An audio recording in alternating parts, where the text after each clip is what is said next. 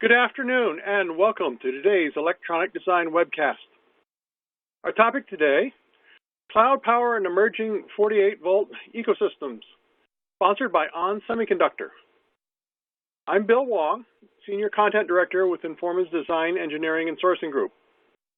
To begin, let me explain how you can participate in today's presentation.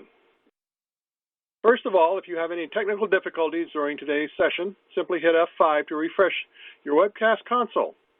If you need assistance solving common issues, please click on the yellow help icon below the slides. Additionally, we welcome your question during today's event. We will answer as many questions as possible during the Q&A session that will follow the main presentation, but please feel free to send in your questions at any time. To do so, simply type your questions into the question window on the side of your screen and hit the submit button. And also please be aware that today's session is being recorded and will be available on the Electronic Design website within the next week. You'll be notified by email when the archive is available. Now let's meet today's speaker. Ali Hussain is Senior Manager for Strategy and Corporate Marketing, focusing on power electronics. He has previously worked in technical marketing at Fairchild Semiconductor and at International Rectifier in various roles for 9 years. You can learn more about our speaker by clicking on the blue speaker bio widget on your console toolbar. Now let me turn things over to our presenter. Ali, the floor is yours. Thank you very much. Welcome to the webinar. Today I'll be talking about cloud power and the emerging 48-volt ecosystem. Let's start with the history of 48 volts. So where does that number come from? Well, this was determined some time ago that 60 volts actually would be the highest safe voltage, and this has been enshrined in various regulatory and certification bodies, including IEC and UL. So why would we choose 48? Well, this is the highest safe voltage where you have safe for human body, but it leaves some margin. And often 48 volts is a nominal voltage. You can see from the diagram that the range can go up to 52 or 54 volts, with the extra headroom allowed for overvoltage or voltage spikes to ensure that the full operation of the equipment does not exceed the danger to the human body. If you do exceed that voltage, then there are extra requirements around insulation and isolation that can raise costs and make your design more complicated. You might also be familiar with the negative 48 volt power rail. This is a legacy of the telephony system, and it's often seen in telecommunication systems today. The reason for minus 48 volts is actually to minimize the corrosion of your conductors and connections, especially when it's exposed to moisture. So by biasing to minus 48 volts on your hot, and then that leaves the ground to pick up the corrosion, and that's generally the cases and housing rather than the conductors and connectors. So today there are new applications for 48 volt power architecture, and we'll talk a little bit about the motivations for each and then do some comparing and contrasting across them. In the automotive space, especially with belt starter generators and integrated starter generators, there's a move toward 48 volt power bus. In the cloud ecosystem, with very high powers coming into the racks, 48 volts is starting to make sense for power distribution. And of course, this has been a legacy in telecom, so it already fits in there. And then finally, robotics. We'll talk about some of the things that are happening there and the motivations for 48 volts in that ecosystem. So let's talk about automobiles. If you look at this chart, and I've marked about approximately today on the chart with this yellow line, in 2019, we already have majority electrified automobiles, where this is the start-stop hybrids, where when you come to a stop sign or a traffic light, the engine will stop in order to conserve gasoline, and then when you take your foot off the gas pedal, it'll restart. That restarting is done by an integrated starter generator or belt starter generator. And we can see that electrified vehicles already dominate our automobile sales. And that will only continue with the continued electrification, battery-powered, and EV vehicles. So there's a purpose, there's a use for a 48-volt bus in any of these electrified automobiles. And as autonomy and infotainment come in, then there'll be even more loads distributed throughout the automobile that it'll be useful to use a higher bus voltage to move that around. So let's look at what applications within an automobile can be converted to 48 volts. Of course, we've got the starter generator systems, but if the onboard chargers and the traction inverters will be actually a higher voltage, anywhere from 400 to 900 volt batteries are used in those applications. But the other applications that you see here are all available to move to 48 volts. Of course, the battery management and the power, oftentimes there is a 48 volt battery in these machines or in these automobiles. A lot of the auxiliary pumps, fans, and turbos, auxiliary motors, even air conditioning and PTC heaters can move to 48 volts. Also, DC to DC converters, and later on we'll talk about ECUs as a solution that helps reduce weight and mechanical complexity of the car.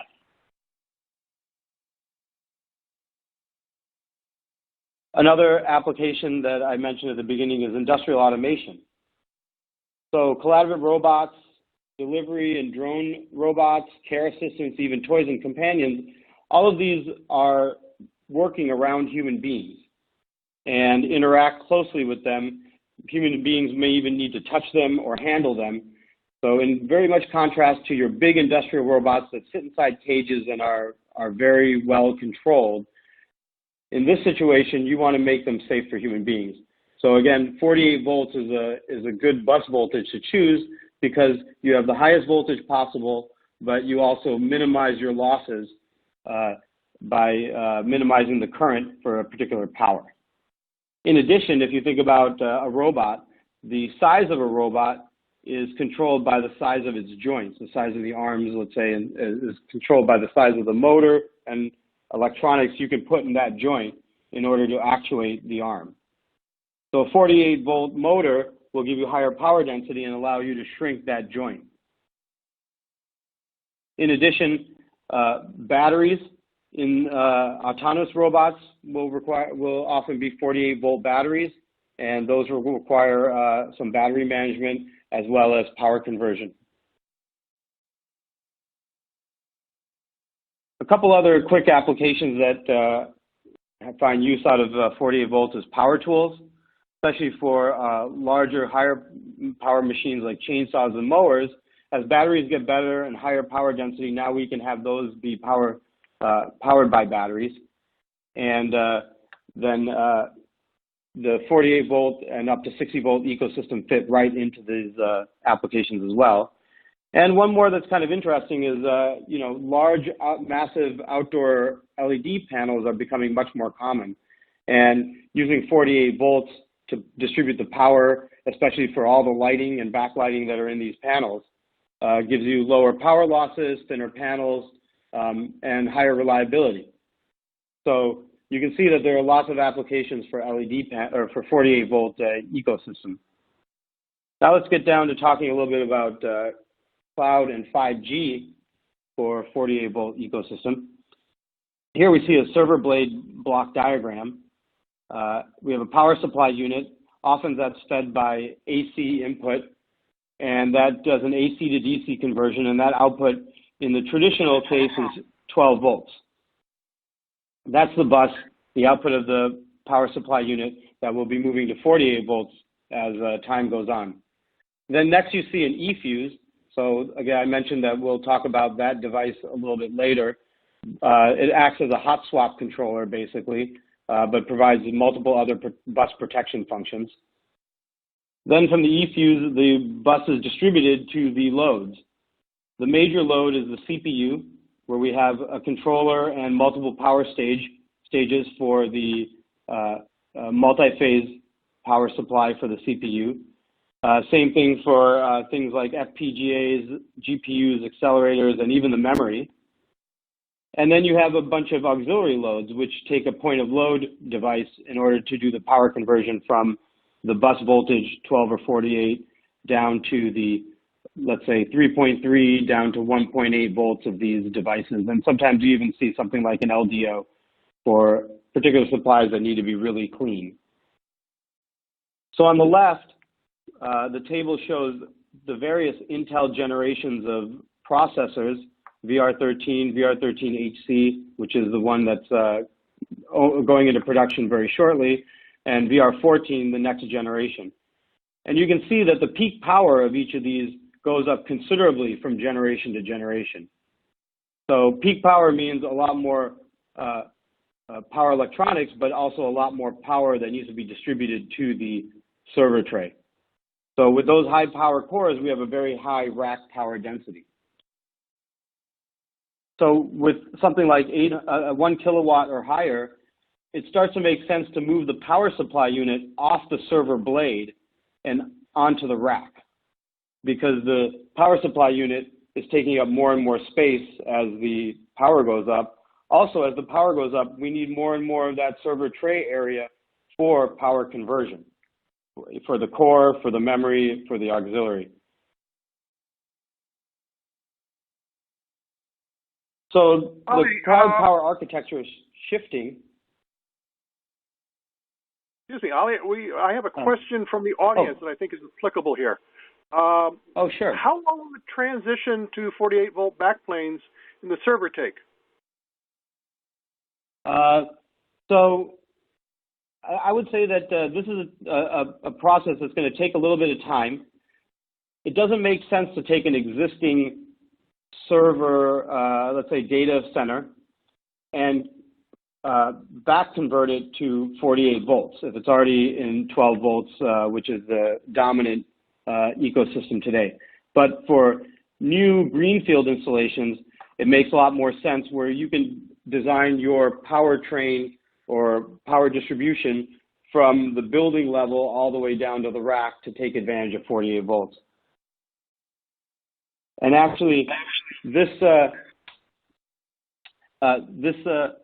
diagram kind of outlines one possible shift from the traditional, where now we go from AC to 48, then that 48 volt is distributed along the back plane. So we have, let me back up. So there's a rack-mounted power supply that may be up to 25 or higher kilowatts, so a lot of power. Then that connects to a bus bar in the back, and that's the 48 volt backplane. So if you try to distribute that much power at 12 volts, you're going to require much more conductors, much wider conductors, as well as much more cooling in order to deal with the IR losses through that backplane. So at 48 volts, we can more efficiently distribute the power down the back to the various server blades. But we still have a 48 to 12 volt here stage, and then the 12 volt to the final load. So if we move to the future, optimized power path could actually move the UPS into the rack and do your AC to DC conversion, so concentrating your PFC, your power factor correction, at the building level. Then 400 volt power distribution out to the racks. And then in rack, you have a 400 to 48 volt supply, and then 48 volts to perhaps some different intermediate bus voltage, and then finally to the point of load. In addition, the 48 volt UPS now is a very convenient voltage because that's a good one for batteries. And it allows you to have rack level backups rather than having a whole building backup, which is easier to maintain, easier to swap out, and gives you a nice modularity.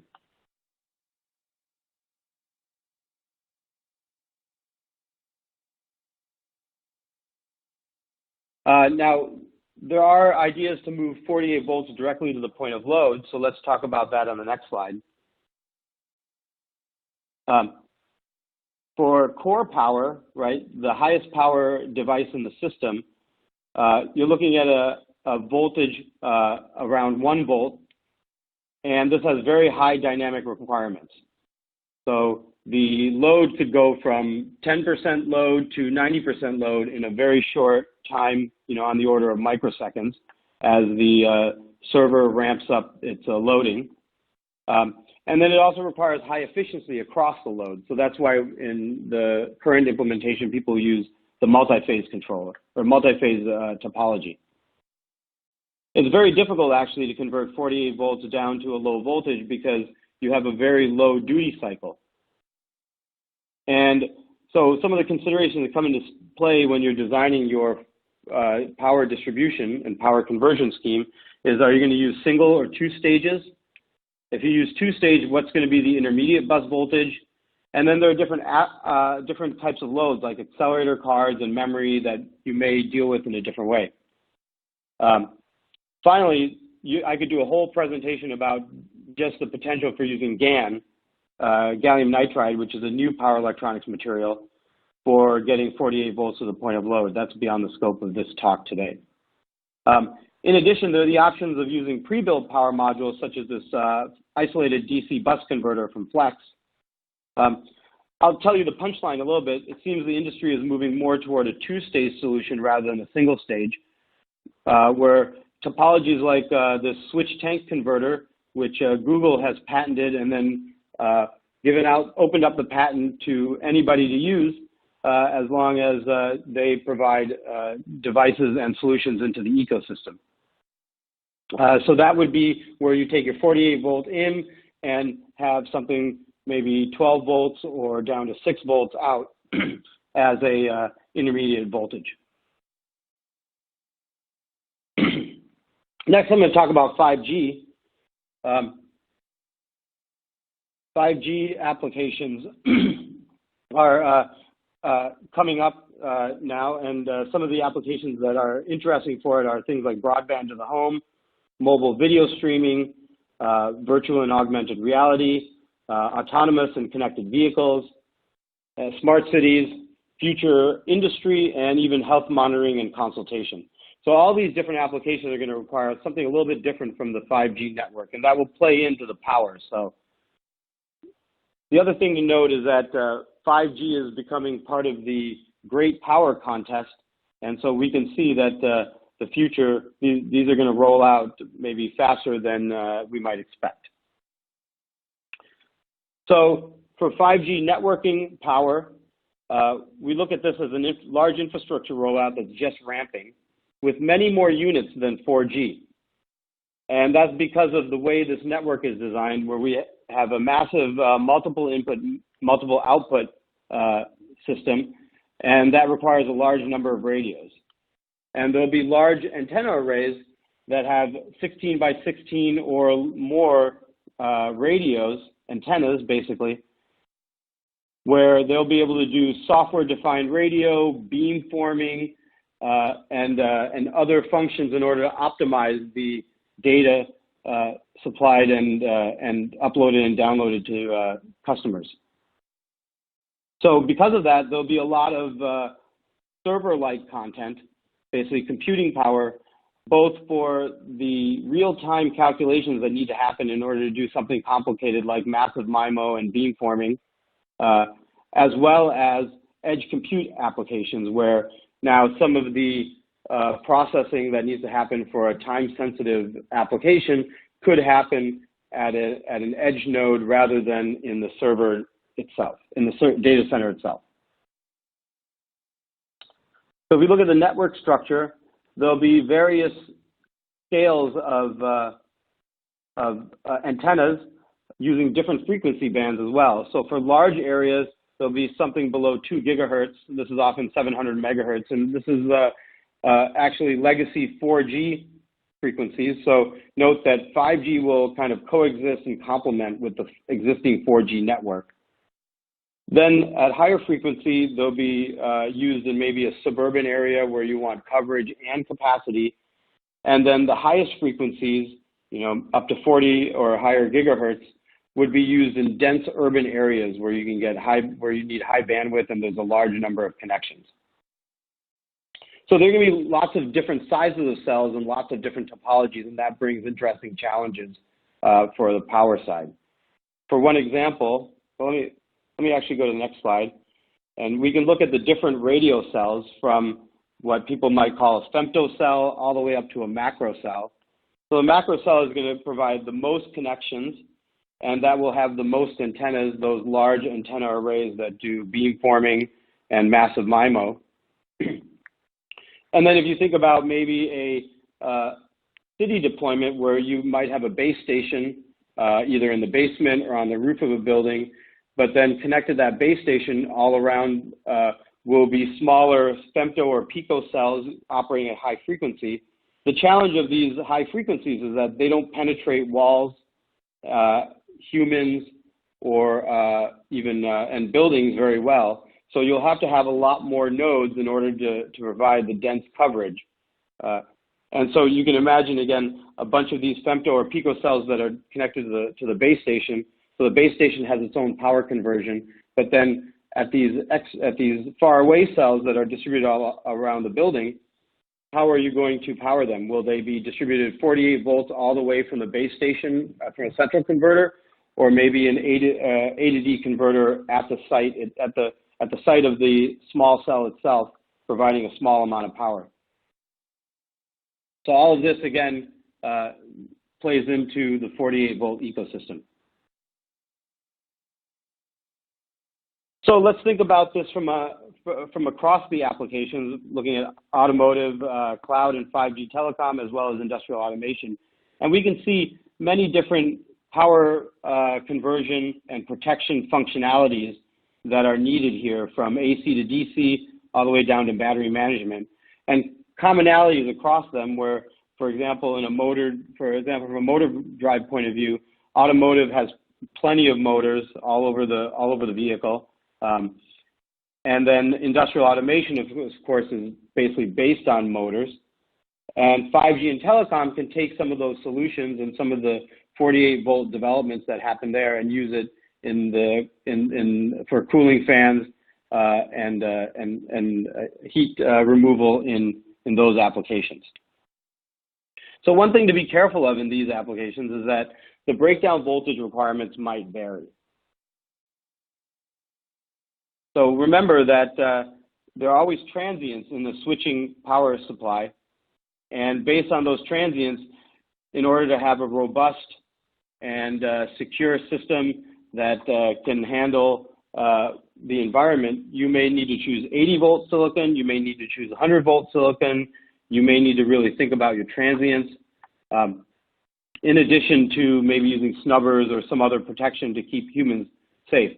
One good example is the telecom infrastructure, where you have to be safe from lightning, from weather. The weather conditions are much more rugged and difficult than something like a server situation where, even though they run really hot, it's a relatively well-controlled environment, and there's lots of temperature sensors, and you're in a building with a climate control system. So, of course, when designing your system, you can't just copy and paste the solutions from one to the other. You need to really think about what are the application requirements for the system that I'm designing. So let's go back to this table, and I promised I would talk about ECUs a little bit. So what is an ECUs? An ECUs is an integrated power bus and system protection device. A lot of times it also acts as a hot swap controller, where it will communicate perhaps with the other system that's being connected to, but it also provides a bunch of protection services like overvoltage, overcurrent protection, reverse current protection, and even things like slew rate control. So to give you an example here, on the left side you see an inrush situation without an ECUs, where you have a very high spike of the load current, and the V load kind of jumps up and then comes up to the V in. If we replace that with the ECUs, now you can see that we have a very smooth rise of the load current without that spike. That protects our devices, and especially in situations where you have stray inductance, keeps your voltage spikes within control, and the load voltage rises very nicely too, without any overshoot. in addition, you can use this to kind of clean up your power sequencing as well and have a good control over that.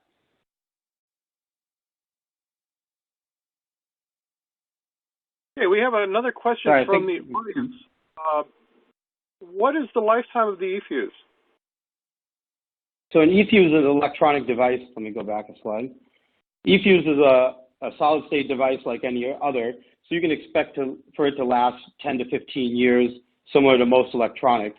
The key is that, the ECUs does get stressed, especially on hot plug, right?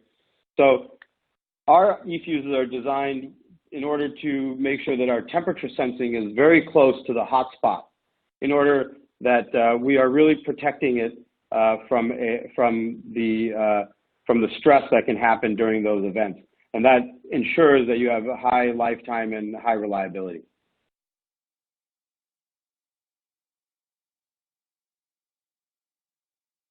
So let's look at the ECUs now from the point of view, it's something that has been in computing and in cloud infrastructure for quite a while, but let's think about how we could use it in other applications to do something innovative. So start from automotive. If you look at a traditional wiring diagram of an automobile, you'll have a junction box with a bunch of fuses in it. And these long, heavy gauge cable runs that are distributing power all over the vehicle, so all the way to the tail lights, etc. And if you have a blown fuse, you have to replace it. And there's numerous relays and switches. And of course, it's a mechanical link, so you don't really have diagnostics or feedback or any information except that you got to go open the junction box. If we move to an ECUs-based wiring diagram, now we can reduce the number of fuses.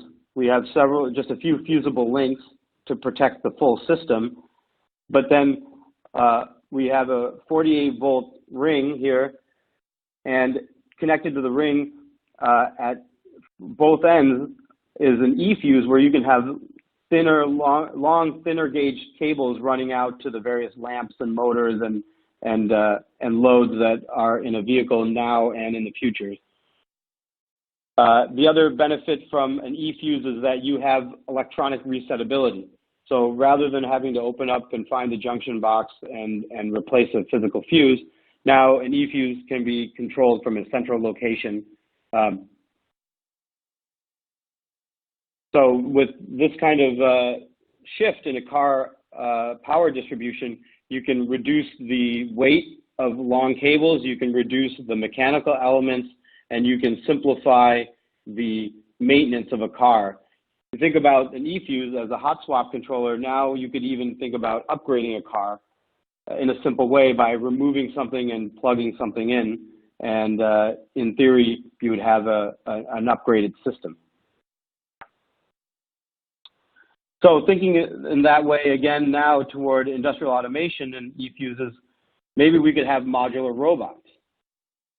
So if we think about a robot power block diagram where now we've placed hot swap in there, any one of these functionalities, whether you're talking about connectivity, the sensing, or the motors and actuation, could be swapped out maybe while live. So you can imagine a robot rolling over to a station where, it needs a better image sensor so it can work on something very small. So it swaps it out live and goes back to work. Or it needs a drill bit instead of a gripper arm. So it swaps the gripper arm out and puts in a drill bit instead, drills the hole, and then swaps back in order to continue work. And all the while, this hot swap is providing load switch control, so you could turn on and off different peripherals in order to conserve power, bus protection, of course, the inverse control, and power sequencing. So what I'm trying to convey here is the various ways that we can cross-pollinate between these applications in order to do new and interesting things and provide new solutions to our customers. So before I move on to the ON Semiconductor solutions, maybe we can answer some of the questions that came in the middle of the talk. Okay. Okay, so one of the questions, should I go ahead and read it? Yeah, one of the questions was, will this ecosystem require newer 48-volt optimized motors, or are conventional electric motors fine for the new 48-volt systems? Well, for a motor, the current is really what drives the level of torque. So the windings of the motor are designed for a particular voltage and a particular current. So motors should be designed for the optimal, for the voltage that you're planning to use as the bus voltage into the inverter for the highest power density. So the answer is yes. This person would like to know what your recommendations are for a 60 to 200 kilohertz inverter or switcher. So this is talking about an AC to DC conversion, I'm assuming. So I think so, yes. Yeah, I mean, this is a kind of a vague question. I mean, it depends on your output power that you're required. So you said inverter or switcher. So I normally think of a switcher for AC to DC conversion, and an inverter is a DC to AC conversion. So I'm not sure exactly how to answer that question, except that, you know, of course, without knowing power level, without knowing input voltage, there are a lot of different recommendations. So if your input voltage is 48 volts and your output voltage is let's say a lower voltage DC, then it's going to depend also on your load requirements. For example, if you have a very steady load, probably a point of load converter, let's say 48 to 5 or 48 to 12 is sufficient. But if you have a highly variable load, then your topology is going to change. Just as an example. Okay. Well, let's check out the rest of the slides then. Okay. So before I talk about our solutions, let me just tell you a little bit about ON Semiconductor today. We were spun out from Motorola in 1999 with our headquarters in Phoenix, Arizona. Actually, we're up to 36,000 employees globally, and we play in a large variety of markets, from automotive, industrial, to communications and consumer, and even computing, with a very broad range of product capabilities. We have power electronics, we have power modules, so we do lots of integration. We have sensors. Actually, we are one of the leading, if not the leading, company for image sensors for applications that range from cell phones to award-winning movies to autonomous vehicles. We do ASICs. We have a foundry. We have multiple connectivity solutions, and we work in a very large range of packages as well. What's interesting about ON Semiconductor is we do actually a very large part of our own manufacturing. 70% of more is produced internally, and we ship nearly 80 billion units a year. So ON Semiconductor is a logistical machine. And what's remarkable about that even more is the product mix. So anything from this large power integrated module you see in the lower right, which is a little bit larger than a deck of cards and can handle 80 kilowatts for a solar inverter, all the way down to this ESD diode that would go in a cell phone or a wearable device, where the larger dimension of it is the size of 2 human hairs. And that gives you a little bit of an idea of the range. If you look at a typical BOM, we are able to do anywhere between 70 to 90% of that BOM. Really, the only thing that we don't do is that extremely high density digital brain that you might see in like a server or the central unit controlling a machine. So for 48 volts, the key technology for power is MOSFET, is a good MOSFET technology. And we continuously improve our MOSFET technology. We have a range of different technologies that we call mid-voltage that goes anywhere from 30 volts up to 200 volts. So really, you're able to choose what you need exactly for your application. This is an example of a couple of our cutting-edge processes for 80 volt and 100 volt nodes, or 100 volt devices, I should say. We have a variety of processes that trade off between things like switching loss and conduction loss in order to give you the flexibility to optimize your design depending on what your power conversion is. And even we have a very broad range of packages. You see at the bottom, including duals, so that's two MOSFETs in a package, sometimes in a half-bridge configuration, sometimes individually, but co-packed. And that gives you a lot of flexibility when you're designing your board layout, your cooling solution, your form factor, etc. And so when you take the MOSFETs together with our packaging, we really have the best solutions for these applications.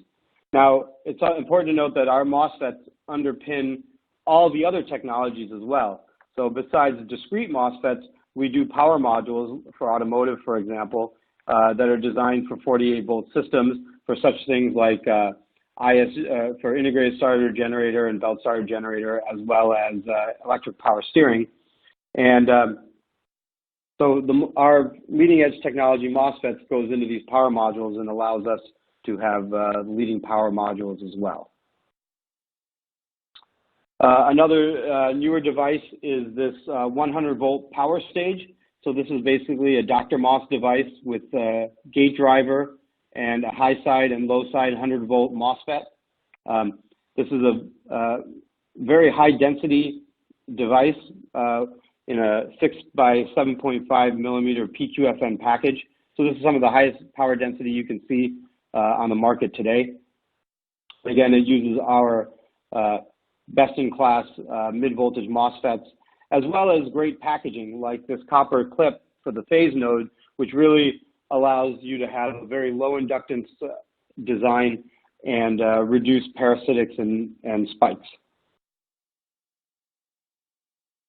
Another device that fits in this category is our FAN 65 series, where we have various versions from 6 amps up to 10 amps, designed to do your point of load conversion. This is basically a buck converter from 48 volts out to anywhere down to 1 volt. And this is good for telecom infrastructure and baseband, as well as general purpose point of loads and cloud computing applications. So just to summarize, the 48 volt ecosystem is something that's developing now, and as the technology progresses, we'll be able to take those solutions from one application and apply it across other applications to provide innovative, original, and creative solutions for our customers and for future applications. So I want to thank everyone for their attention and their time, and I'll be happy to answer some more questions. Excellent. Well, a few of you have already submitted questions, so we're going to jump right in. If you'd like to submit a question, type your question into the question window on the side of your screen and then hit the submit button.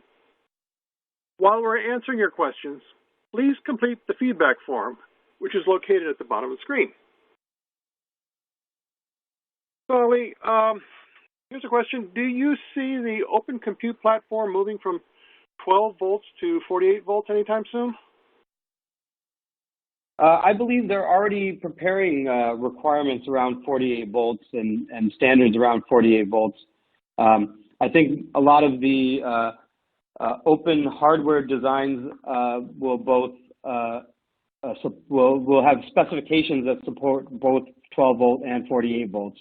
I don't see Open Compute, of course, can't force anybody to change. I think it's really the requirements of the of the data center, the installation, the specific location that will drive the migration from 12 to 48. Of course, the highest density is going to require 48 volts. And as core powers continue to increase, and especially as we see a variety of accelerators coming in with bringing even higher power, those are going to push to 48 volts. So it's really the power distribution aspect that pushes it. I see Open Compute supporting it, but I think the 12-volt legacy will still have a lot of applications, such as situations like enterprise, especially, and existing data centers are already using 12 volts. Okay, and for our next question, are the E-fuses sensitive to the line noise to prevent triggering? E-fuses, I believe, generally have some kind of, let's say, blanking time for the voltage spike, so that it should be relatively insensitive to noise. Now, of course, we have to quantify all of that, but that is a consideration that our design takes into account.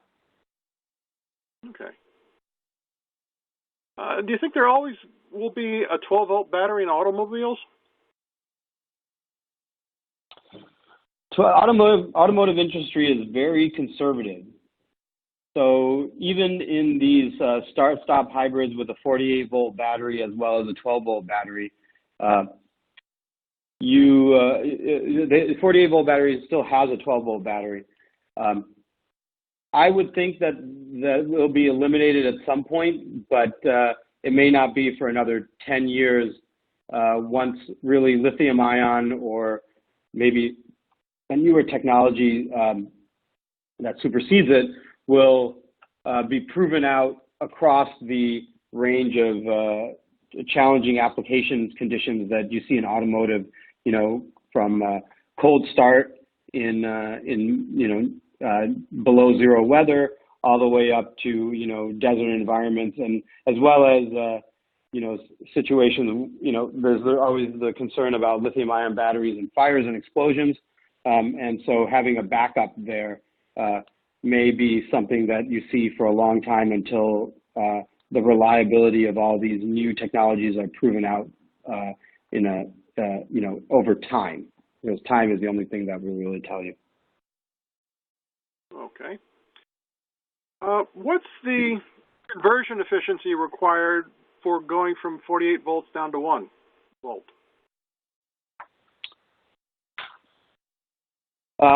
Well, in a server data center, I would say the conversion efficiency desired is 100%, of course.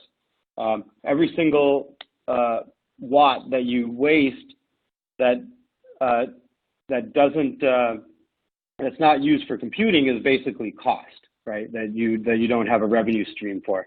But today's solutions, when you're going from 48 to 1 volt, I've seen implementations with peak efficiencies anywhere from 96 to 98%. But those are at particular conditions, and it's yet to be seen how to get a very good 48 to 1 volt conversion efficiency across loads, unless you go to 2 stages. Okay. Do E-fuses handle 48 volt inputs? E-fuses have been around for a while, so we have devices 3.3, appropriate for 3.3 and 5 volts, and 12 volt buses. 48 volt inputs are newer applications that devices are in design right now, and but I see there's no reason why they can't why the technology cannot be expanded up to 48 volt input. Okay. When will people use 2-stage versus 1-stage 48 volt solutions? I think it goes down a little bit more to form factor versus efficiency. So a 1-stage 48 volt solution is challenging and usually expensive because it often has a transformer in it in order to be able to do this efficiently. So if we look at something like a server tray or server blade, a two-stage solution may make more sense for the core power, where you can now use a multi-phase solution down to the point of load, or down to the device, while in a let's say a accelerator, which may be sitting on a card that plugs into your server blade, that card is going to be a much more compact environment where you may not have space to do two-stage and will go for a one-stage solution. So I think those are where some of the considerations where you could see two-stage versus one-stage making more sense. All right. Will ON Semiconductor be developing and introducing a broader portfolio of GaN drivers and controllers? We have released a GaN driver, and we have more in the pipeline. I hesitate to speak about our roadmap directly, but we do have more GaN drivers and controllers in the pipeline in order to fill out that ecosystem. Okay. What is the timeline for 5G deployments? 5G deployments will be a rolling thing and have very different, will be in different incarnations in different countries. For example, in Europe, it'll be more about the high density coverage in cities, while in the United States, it may be more about providing, at first, competition for broadband to the home. So these deployments will start ramping up in the next year or next year or two, but will continue with a very long tail because right now the reason for 5G deployment is driven by government and also by limitations of 4G networks.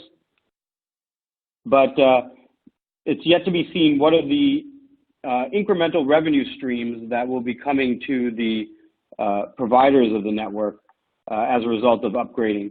You know, one example would be autonomous vehicles, which would require very low latency communication, and the 5G network is perfect for that, as well as having a large number of devices in a small area. So 5G would be very good at that, and that would provide a new revenue source, except that, you know, regulatory as well as technological hurdles probably put large-scale deployment of autonomous vehicles, you know, at least 5 years out, let's say. Okay. So as those applications come in, then we'll see more deployment. Thanks. Do you know if server installations are migrating to 48 volts will follow the positive reference of the telecom minus 48 plant? I've never heard of any following the minus 48 plant. You know, moisture is not really an issue inside a data center unless your roof is leaking. So I would expect that they don't really have the need to go to minus 48 volts. If you go to minus 48 volts, it does make things a little bit more complicated. And you have to be careful about what's live and what's not, and grounding. So especially for the workers and technicians who are working in the data center, you know, maintaining it while live, I would say that 48 volts, 48 volts will stay the positive reference rather than moving to the teleco method. All right. Well, that's all the time we have for today. If there were any questions not answered during the live webinar, we will be in touch after the event. This concludes today's presentation. On behalf of Electronic Design, I'd like to thank ON Semiconductor for sponsoring today's event. And of course, to all of you for joining us. Have a great rest of the day.